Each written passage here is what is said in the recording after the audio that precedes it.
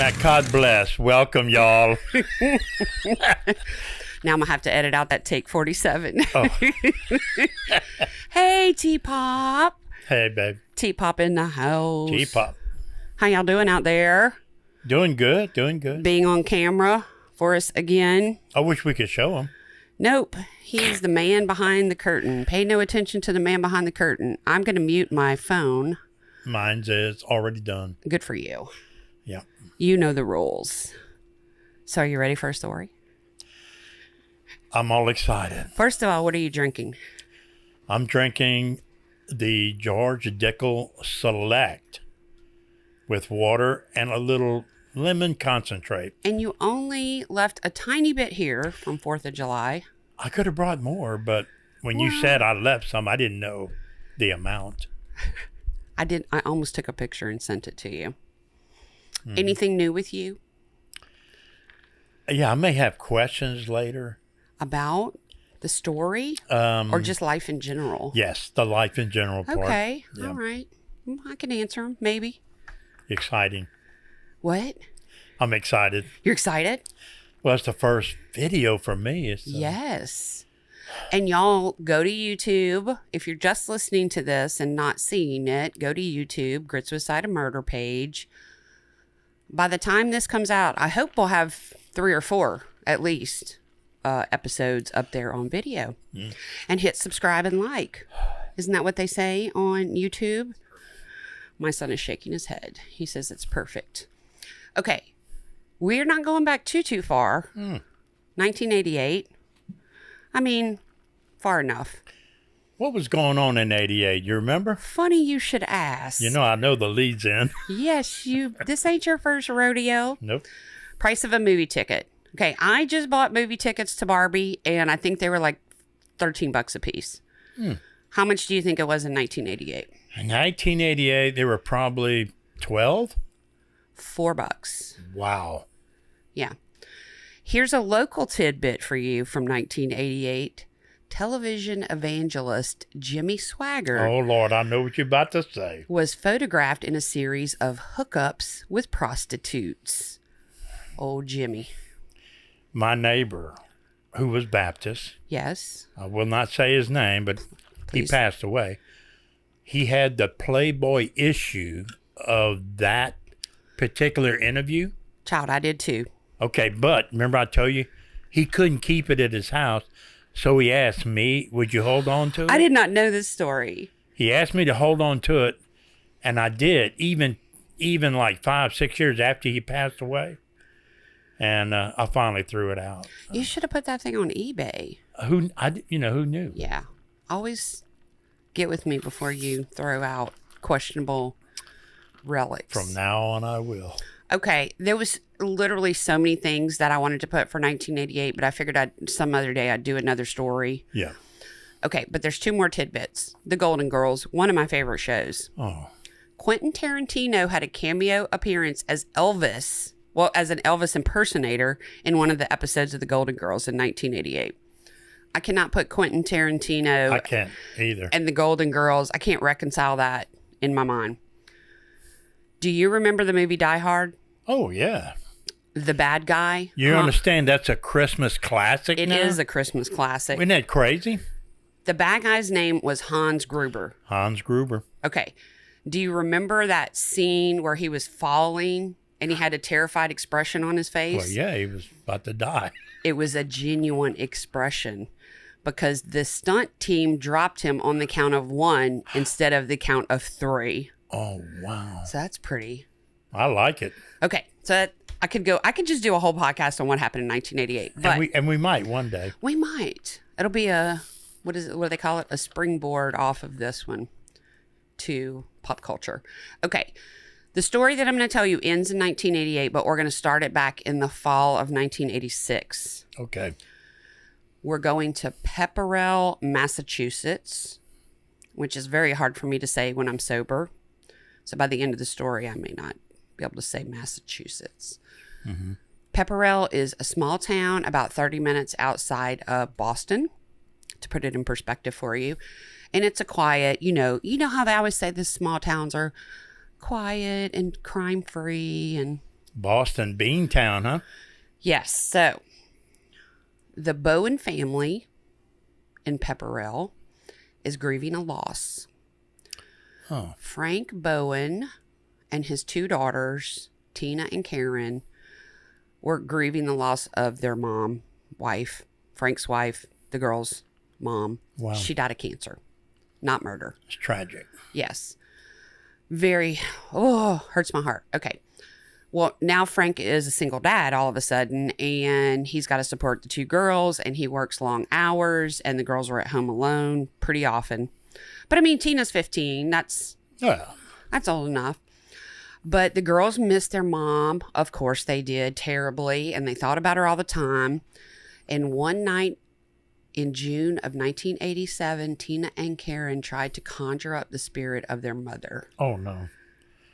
They're messing with the voodoo, huh? That's right. They performed a séance, like a remedial. I know you are a Catholic man to the core. I was born and raised. So I think, if I know my Catholicism, that's very taboo in the Catholic religion. Is that correct?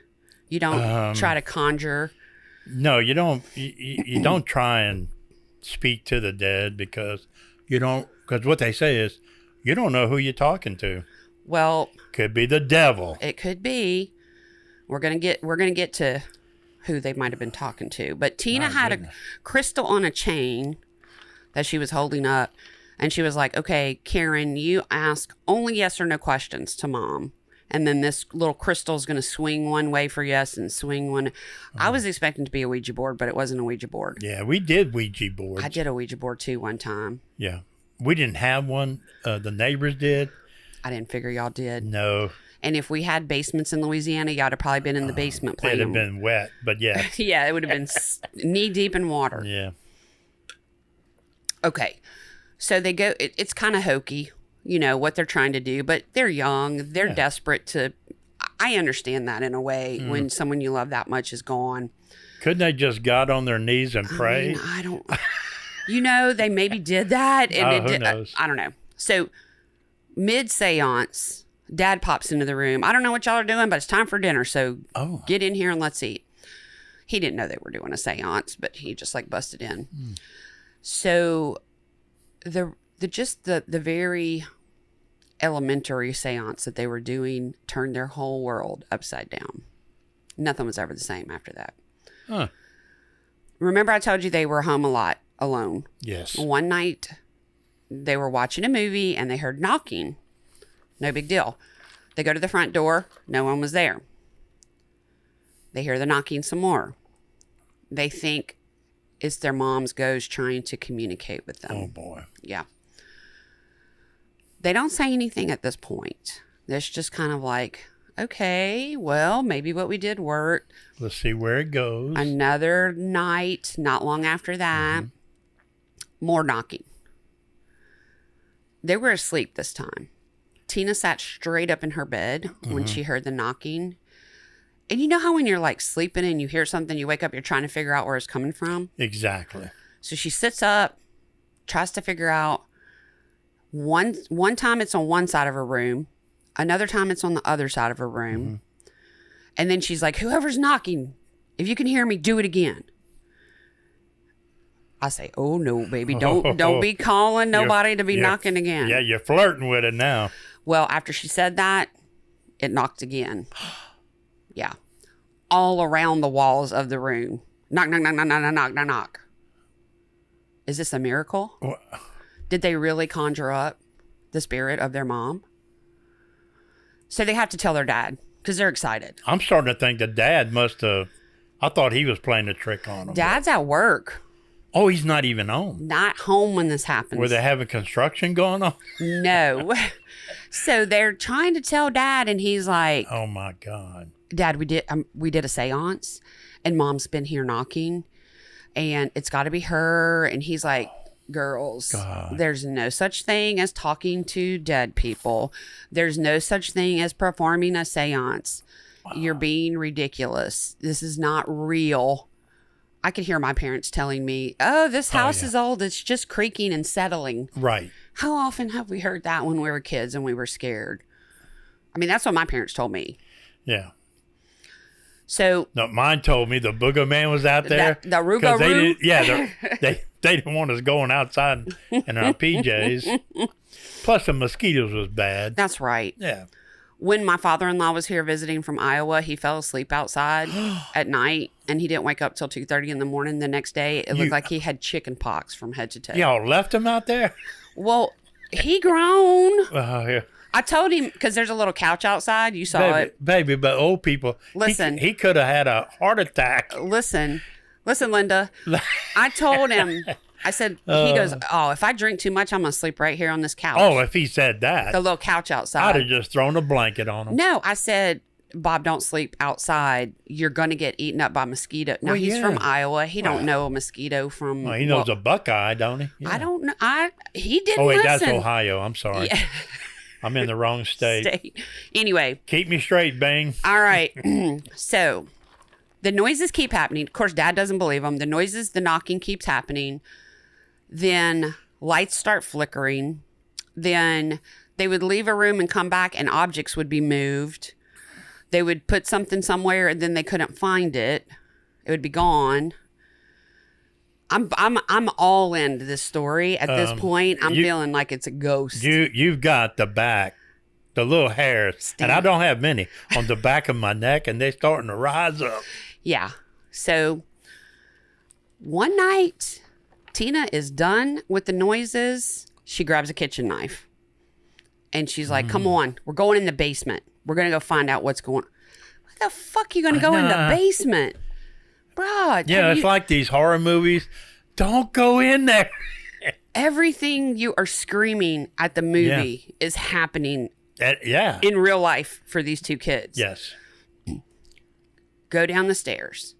And I'm doing the research going, no, don't go in the basement. Don't go in the basement. The knocking's continuing. The younger girl, Karen, thinks it's their mom. Tina, it's mom. I know it's mom. And Tina's like, no, it's not mom. They turn around, writing on the basement wall in red. Come on now. Looks like blood. I'm in your room. Come find me. It says. Come on now. I'm not joking. So, unlike horror films, these girls did run the fuck out. Because, in the horror films, they're just going to stand there and get slaughtered with the chainsaw. I don't even think I'd go back to the room. I wouldn't go back in the house. The girls haul ass. They call their dad. Mm-hmm. Dad calls the police. Police come out to inspect. They confirm the writing on the wall was done in ketchup. Oh. Whew. Police search the house. Find no one. Was it Heinz or Del Monte? If I tasted it, I would be able to tell you whether it was or was I would not. Heinz is my ketchup. I hear you. So the police are like, their mom just died. We're going to, we're cutting them some slack. They're going through something. They probably did this themselves. Oh. Their dad is just like. This is getting creepier. Dad, he is pissed. Y'all have to stop this shit right now. I mean, he probably didn't say shit to him. But if I was telling my kids, I would say shit to him. Y'all got to stop this shit. I know you would. Yes. So. Yeah.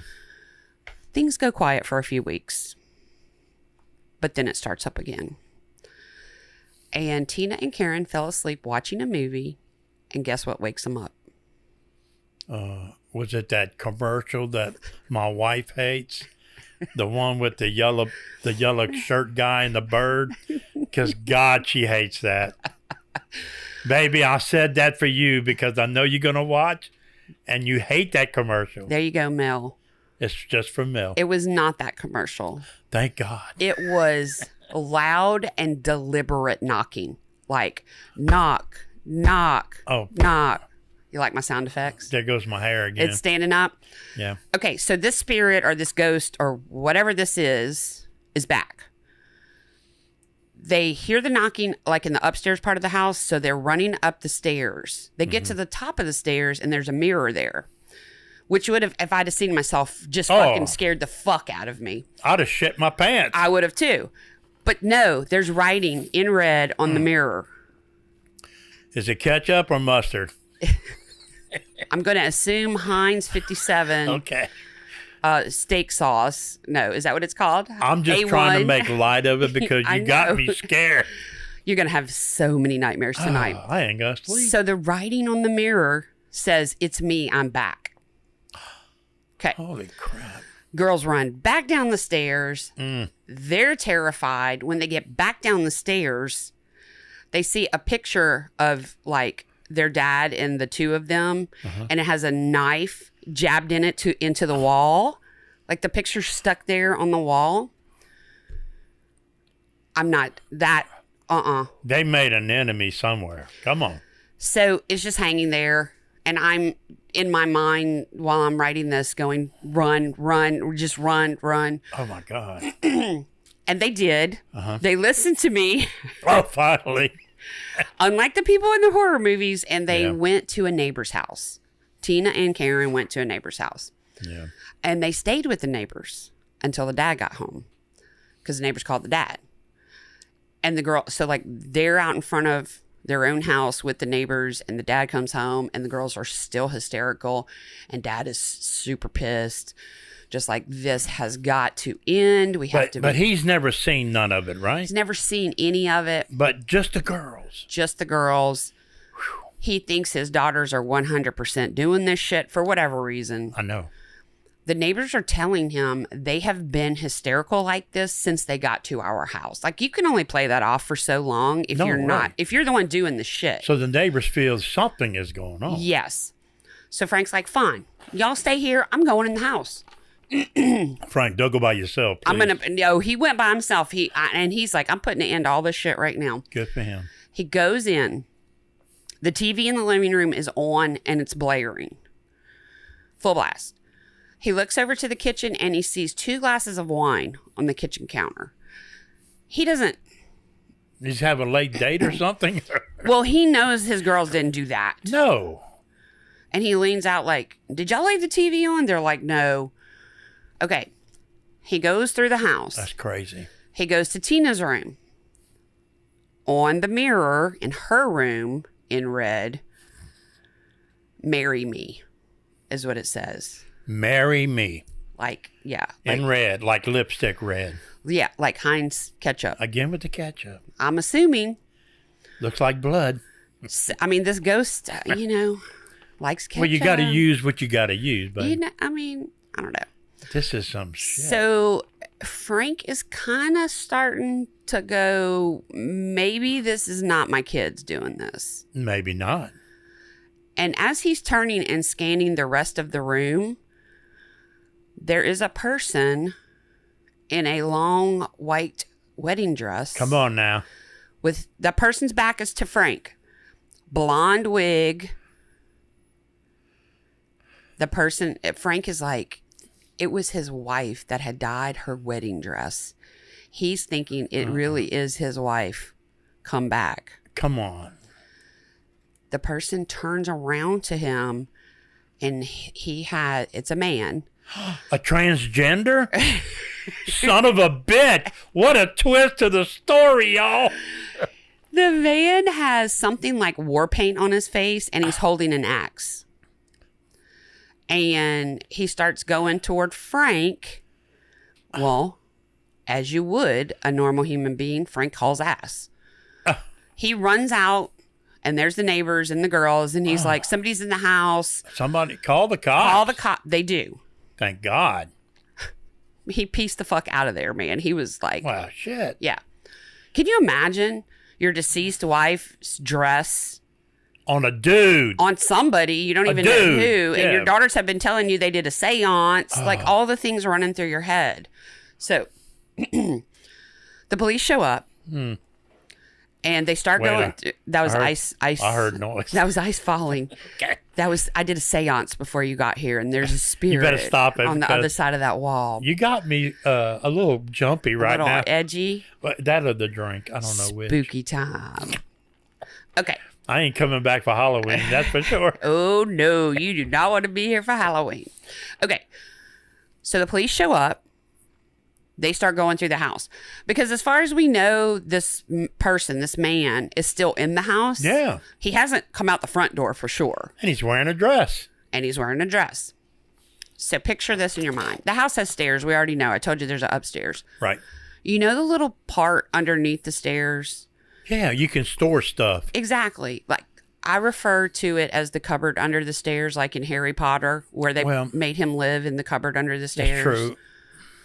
So this house had the cupboard under the stairs, but... It's more like a closet, a real low closet. Exactly. They had that. They had a doorway to it, right? Yes. However, gotcha. Okay. They had put a bookcase in front of the doorway. Oh, well. So either they weren't using that or... Right. But it was blocked. It was blocked. And the bookcase was full of books. I'm assuming so. Well, it was called a book. I didn't actually see pictures of the bookcase. That's okay. So... I asked a hard question. I know you do. Yeah. So the cops are looking around. They notice that there's a cupboard under the stairs. They notice that this bookcase is up in front of it. And they move the bookcase. And one cop noticed inside he could kind of see somebody looking out. And they opened the door and bam, there was the intruder. He was in there. He was in the cupboard under the stairs. Son of a bitch. No shit. Oh, yeah. Not a ghost. No. His name is Daniel LaPlante. Man, is that Cajun? Oh, no, no shy. My shy. But they called him Danny for short, so I'm going to call him Danny through the rest of the... All right. Danny has been living in the walls of the house. Come on now. Yes. The cops keep searching, and behind the dryer, they found another opening, like a little crawl space where there was like a little, I don't want to say you could maneuver, you could go through. Yeah. Yes, you could, but he actually had been living. He wasn't coming and going, Terry. He had a little pallet, and like they said, it looked like he had eaten there and slept there, and yeah, he was living there for real. In the house. I got so many things going through my head, but I'm going to let you continue. Do you have any questions at this point? Well, I mean, they didn't find a little commode or a little shit bucket? A little, maybe a 5-gallon plastic bucket with toilet paper. A little Home Depot bucket? Hey, I have to use those during the flood. Are you kidding? Really? Well, because our water, we're on a well. Well, did you put a seat on top or you just went with the rim? I bought one called a luggable loo. It's an actual thing you can take with you. Yeah, because when we flood, we don't have water. Let's continue. Okay. Let's get off of that. Okay, so get off the toilet and take Danny LaPlante in. Cuff him and stuff him. Yeah. Okay. So Danny's 16 years old. What? 16 years old. I thought it was like a full-grown man. He looked like a man. I mean, they can look like a man at 16. He was charged with armed assault, breaking and entering, burglar, whatever charges they could find. To impersonating a dead woman. Exactly. Writing on the wall and ketchup. That's a biggie. First, they put him in, I mean, that's got to be in dumb crime, dumb laws, right? So Danny went to a mental hospital at first, which I think is appropriate. I think so, too. But then after a little while, he was transferred to juvenile detention. He's only 16. So you think the story ends there? Oh, let me tell you, if it was in Louisiana, he'd be at Angola, yeah. Yeah, shy. So in October of 1987. 87 now. So this started in the fall of 86. They've caught him. Now it's October 87, about a year after we started the story. The court determined that Danny should be tried as an adult. Yes. He didn't kill nobody. Doesn't matter. Okay. That's what they decided. And because of that, he became eligible for bond so that he could be bonded out and wait for his trial. I got you. I guess Did they ever find his family? We're going to talk about it. I jumped the gun, didn't I? No, it's fine. So his mom put a second mortgage on her house or whatever so she could post bond. But he had to go live with mom and stepdad waiting for the trial. Okay. That to me would scare me enough to put my act right shoes on. But it did not scare Danny. Oh, no. He did not put his act right shoes on. And within a few weeks, he was back to his old tricks. How you mean? What you talking about? He went to one of his... So he's living with his mom. He went to a neighbor's house of his mom. Mm-hmm. The Gustafson family. The Gustafson family.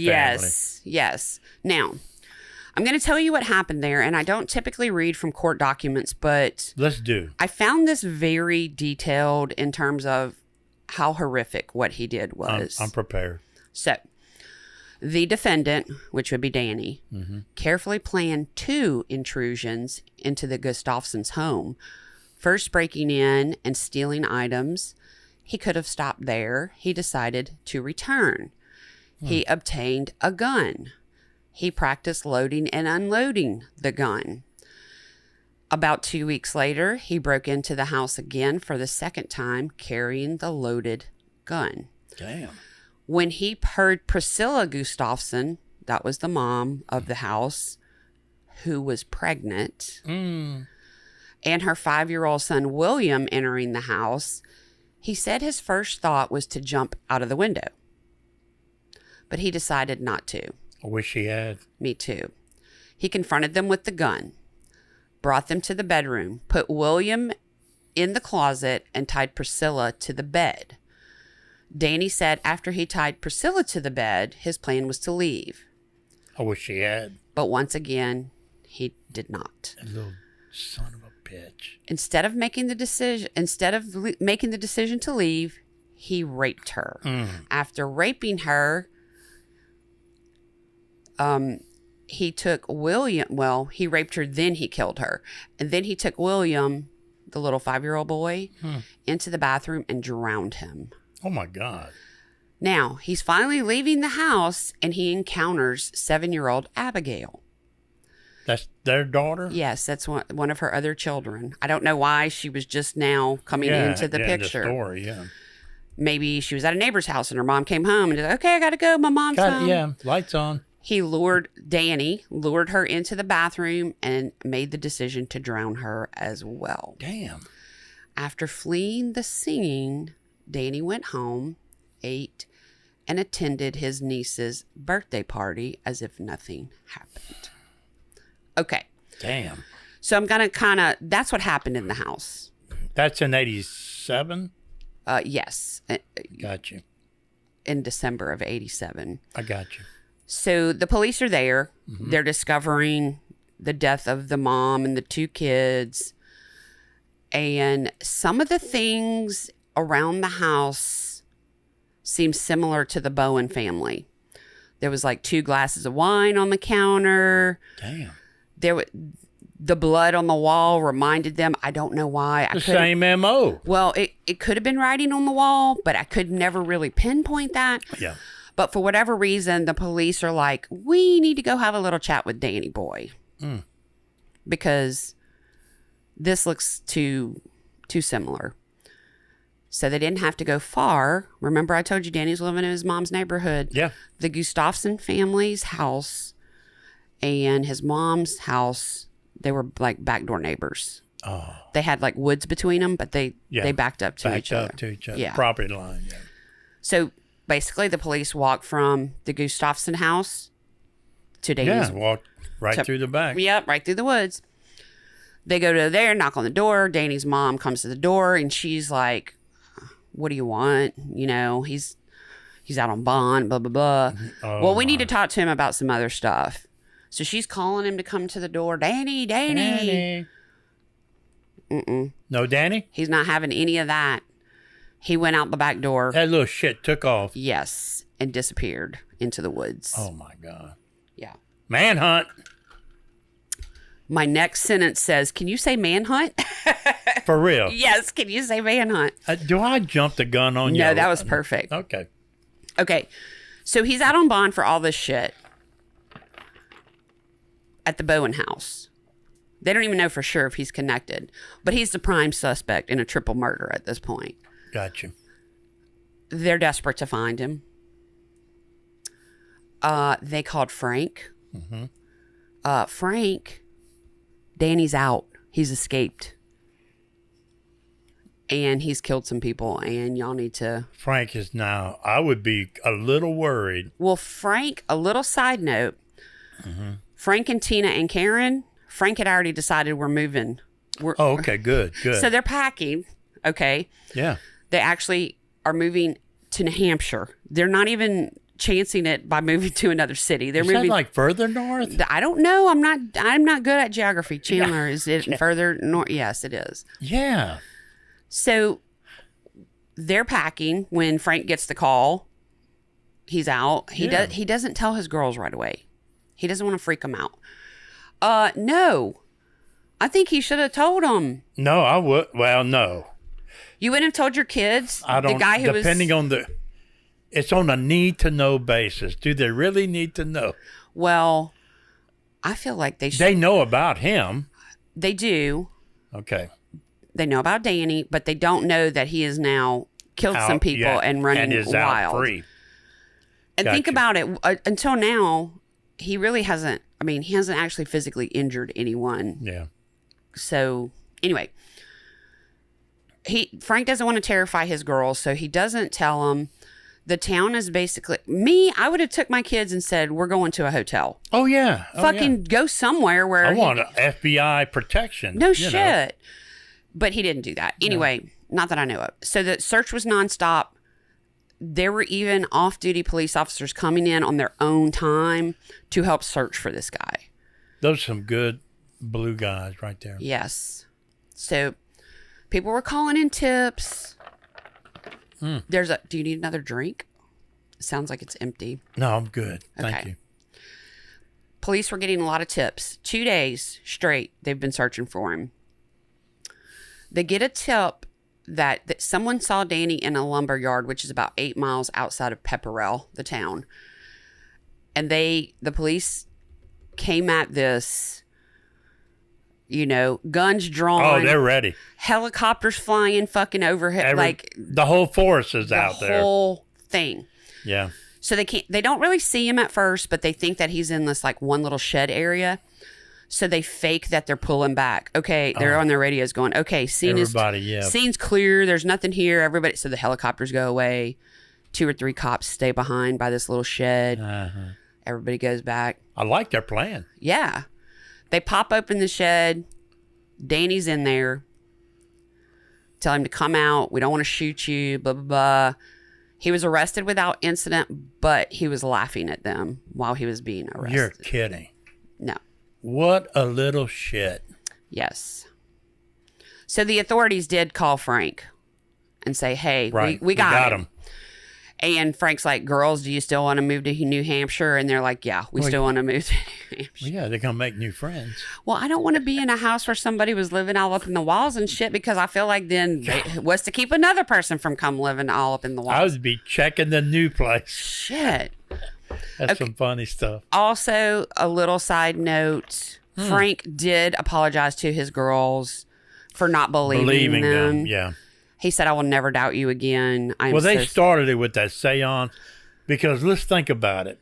They were doing that. Frank was hearing it, and he played on their, whatever you call their... No. Frank didn't hear it. Danny heard it. Frank's their dad. Yeah. I'm sorry. That's okay. That's okay. You buzzy? I'm a little buzzed.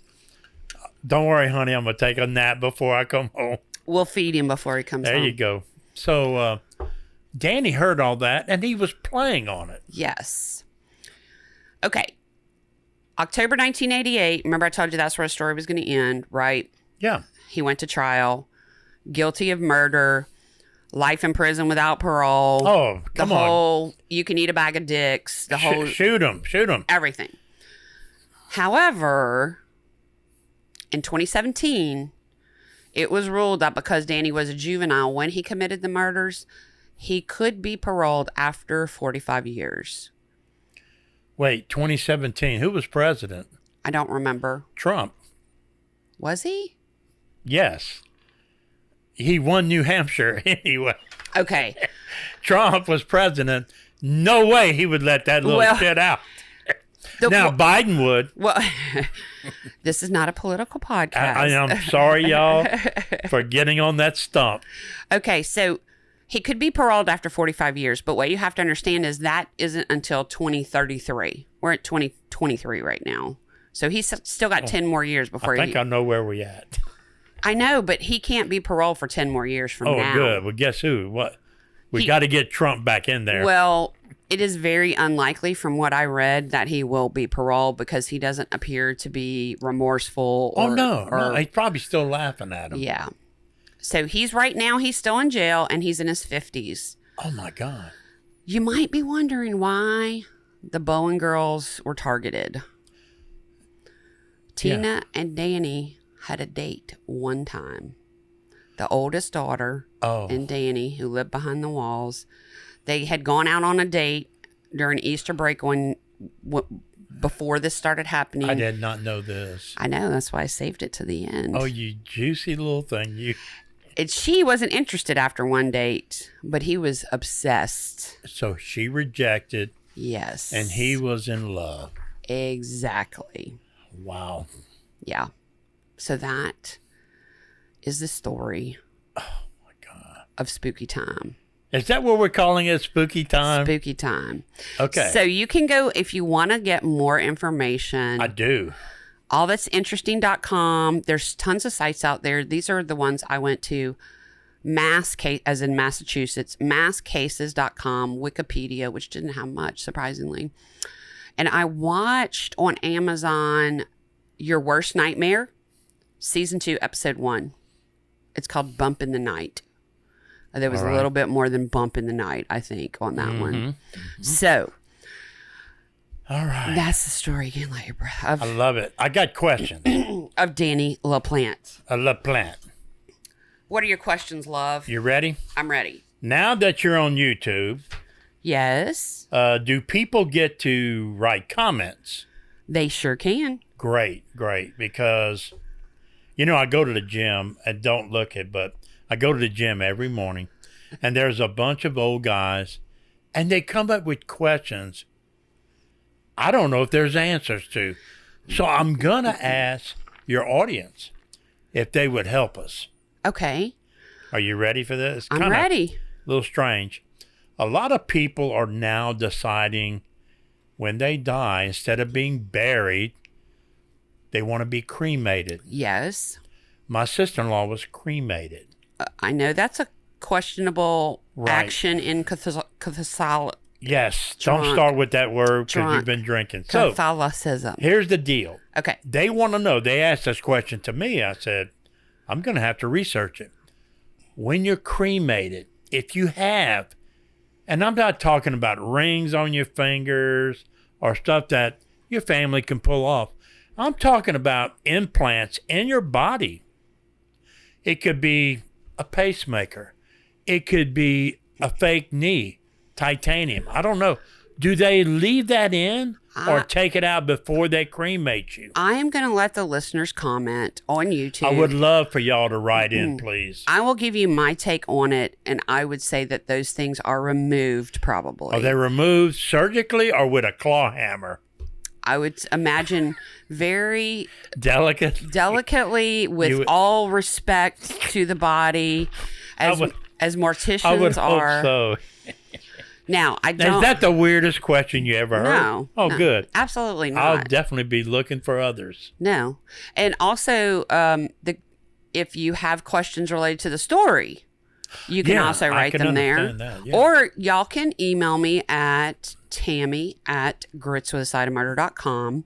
Yes. I did add some new merchandise on the website recently. Sweet Jesus. Y'all do know that I have somebody helping me now that we're on YouTube. I'm also have someone helping me with the social medias. Okay. So you'll see little shorts and reels and things out there. I would love if they could see your shirt. Can you show that? Look at that shirt, y'all. Oh, my chins. Okay. It's beautiful. So that is thanks to one of my other co-hosts that has been on, Kirsten and Brianna. They have matching shirts. Kirsten made the shirts. Thank you, Kirsten. Awesome.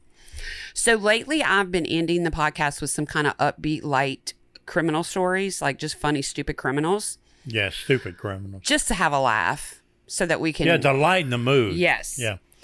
So I found for every state, which you and I are not going to do all of these, We'll do some. Yes, the dumb laws list. Oh my God, there's so many. Would you like to pick a state, or do you want me to start off in alphabetical order with Alabama?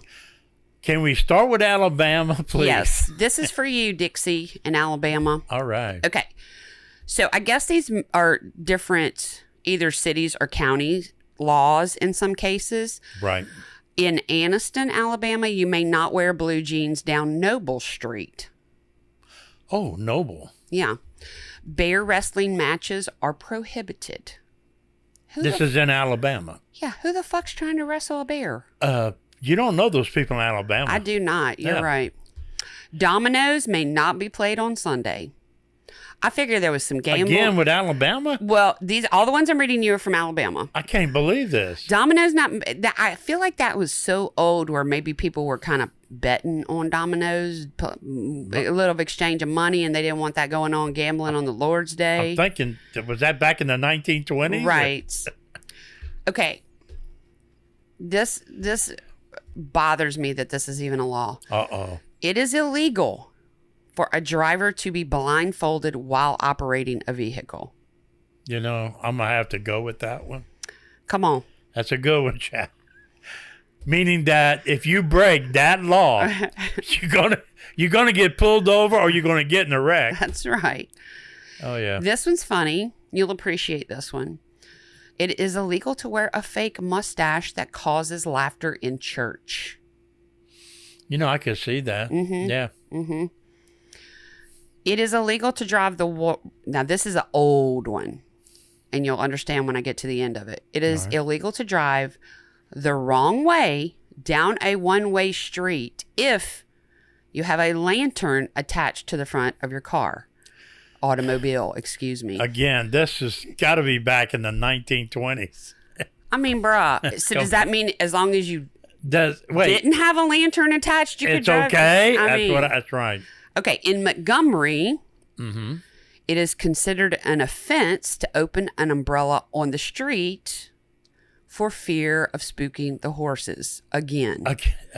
There are some laws on the books, Tammy, that are so old, and people don't bother with them, and they think they're quaint.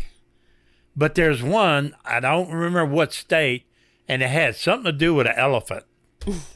But I'm sure you got it on your list. I probably do, but I will tell you, not an elephant, but in Alabama, if you're thinking about chaining your alligator to a fire hydrant, oh, that's prohibited. That's illegal. Yeah. You may not drive barefoot. I didn't even know they had shoes in Alabama. I have done. I have driven barefoot before. I just lost. What'd you lose? Huh? I lost my speaker. I can hear you. You can hear me? Okay, I'll keep going. All right. I can't hear myself. We'll ask Bing to check it. Okay, here's the last one. You may not have an ice cream cone in your back pocket at any time in Alabama. So tune in next episode for what you can't do in Alaska. Oh, I can't wait. Well, thank y'all. Thank you for joining us. Okay. Don't forget to go to Patreon/grits. Yes. And help the show out. Chandler's going to be going back to college in a few weeks, and I've got to hire somebody to come do camera switching. Can I ask you, when will this be on YouTube? This will be toward the end of August, I believe. So it's going to take that long, huh? Because, yes, I try to get ahead on my episodes so that when the holidays come around, I have some stacked up, because it's hard to get people to. So the end of August. All right. All right. Thank you. Thank you. You going to come back again? I do, but I want to do it with Stump. Okay. I'll get him on. Can we kind of somehow, Yeah. Yeah. I'll come anytime the Stump's here. Okay. I'll make sure that happens. Thank you, Miss Tammy. All right. We love y'all. We're going to let Zydeco Mike take us out. Take us out, Zydeco Mike.